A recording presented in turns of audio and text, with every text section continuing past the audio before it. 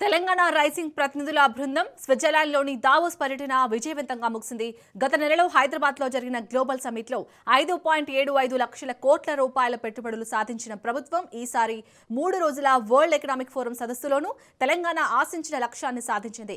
Telangana rising 2047 vision లక్ష్యాలను ప్రపంచానికి చాటి చెప్పాలనే ప్రభుత్వ సంకల్పం నెరవేరింది.